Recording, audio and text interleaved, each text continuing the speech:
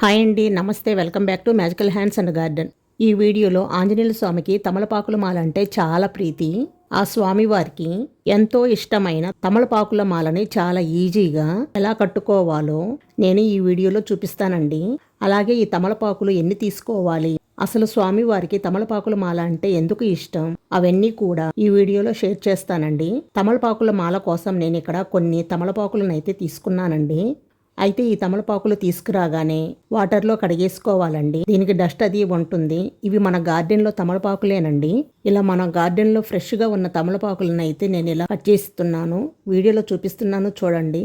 అలాగే మీరు బయట కొన్న తమలపాకులు అయితే కొన్ని ఆకులు చిరిగిపోయి ఉంటాయి, అవి వాడకూడదు. నేనైతే మా దగ్గరలో ఉన్న గుళ్ళో వేద్దామని అనుకున్నానండి. ఈ తమలపాకుల మాల అయితే చేసి గుళ్ళోకి తీసుకెళ్దామని తమలపాకు మాల అయితే చేస్తున్నానండి. అందుకని నేను అన్నీ కూడా మన గార్డెన్లో ఉన్న తమలపాకులు తీసుకొని ఈ విధంగా అయితే మాలను తయారు చేస్తున్నానండి. అయితే ఈ తమలపాకులు ఎన్ని తీసుకోవాలి అంటే 5 కానీ 9 కానీ 11, 21, 51, 101 లేదా 108 ఈ సంఖ్యలో తమలపాకులు అయితే తీసుకోవాలండి. నేను 21 ఆకులతోటి ఈ తమలపాకు మాల అయితే తయారు చేస్తున్నానండి. అదే మీరు ఇంకొంచెం పెద్ద మాల తయారు చేయాలి అంటే 108 తమలపాకులతోటి ఆంజనేయ స్వామికి సమర్పించవచ్చు. అయితే ఈ మాలను తయారు చేసేటప్పుడు మాట్లాడకుండా మనసులోనే జై శ్రీరామ్ లేదంటే జై హనుమాన్ అనుకుంటూ ఈ మాలను తయారు చేసుకోవాలి. అయితే ఆంజనేయ స్వామి వారికి తమలపాకుల మాల అంటే ఎందుకు అంత ఇష్టం అంటే, అశోకవనంలో ఉన్న సీతమ్మ జాడను తెలుసుకున్న ఆంజనేయుడు రాముల వారికి సందేశం చెప్పినప్పుడు అమ్మవారికి పువ్వులు ఎక్కడా దొరకక దగ్గరలో తమలపాకులు ఉంటే తమలపాకుల మాల వేశారట. అందుకనే అప్పటి నుంచి ఆంజనేయ స్వామి వారికి తమలపాకుల మాల అంటే చాలా ప్రీతి. ఇంకొక కథనం ప్రకారం ఒకసారి సీతమ్మ వారు అందించే తమలపాకుల చిలుకల్ని సేవిస్తున్న శ్రీరామచంద్రుడు శ్రీరాముణ్ణి చూసి ఆంజనేయుడు శ్రీరాముణ్ణి చూసి, స్వామి ఏమిటది మీ నోరు అంత ఎర్రగా ఎందుకయింది అని అడిగారు. అప్పుడు రాముడు, తమలపాకులు తింటే నోరు ఎర్రగా అవుతుంది, అంతేకాదు ఆరోగ్యానికి చాలా మంచిదని చెప్పగానే వెంటనే ఆంజనేయుడు అక్కడి నుండి వెళ్ళిపోయి ఒళ్ళంతా తమలపాకులు కట్టుకొని గంతులు వేసుకుంటూ ఆనందంగా వచ్చారు. అది చూసిన రాములు వారు, తమలపాకులతో నిన్నెవరు పూజిస్తారో వాళ్ళకి నా అనుగ్రహం పొందుతుందని వరమిచ్చారు. అంతేకాకుండా ఆంజనేయ స్వామి వారు ఎక్కువగా తమలపాకుల తోటల్లోనే మరియు అరటి తోటల్లోనే విహరిస్తూ ఉంటారు. తమలపాకులు శాంతినిస్తాయి. అందువలనే తమలపాకులతో పూజించటం వలన మనకు కూడా శాంతి సుఖం లభిస్తాయి. తమలపాకులకు మరొక పేరు నాగవల్లి అంటారు. తమలపాకులతో పూజించటం వలన ఎలాంటి నాగదోషాలు ఉన్నా సరే అవన్నీ కూడా తీరిపోతాయి.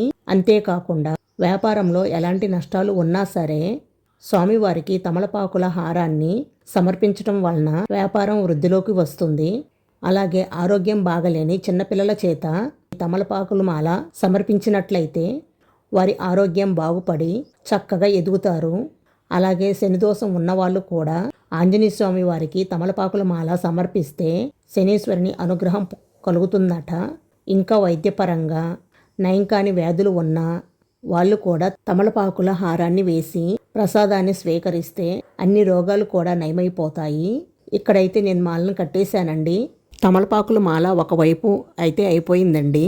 ఇలాగే రెండో వైపు కూడా తమలపాకుల మాల అయితే నీట్గా దారంతో కుట్టేసుకోవాలి. హాయ్ అండి, మీకు ఒక చిన్న రిక్వెస్ట్, వీడియోను చూస్తున్నారు కానీ లైక్ చేసి ఉపయోగపడే వారికి షేర్ చేయండి. అలాగే మన ఛానల్ని కూడా సబ్స్క్రైబ్ చేసుకోండి. వీడియోను పూర్తిగా చూడండి. జై హనుమాన్. ముందైతే ఒక తమలపాకును ఇలా తీసుకొని తర్వాత మరొక తమలపాకును తీసుకొని వీడియోలో చూపించిన విధంగా అయితే మాలను అయితే అల్లేసుకోవాలి. క్రింద వైపు కొంచెం ఉంచి దాని మీద ఇలా పెట్టేసుకొని తొడిమి దగ్గర 2 ముళ్ళు వేసుకోండి, ఉంటే సరిపోతుంది. తమలపాకును మీరు కుట్టేటప్పుడు గట్టిగా లాగమాకండి. తమలపాకు మాల కుట్టేటప్పుడు చాలా జాగ్రత్తగా కుట్టాలండి, లేకపోతే ఆకులనేవి చిరిగిపోతాయి.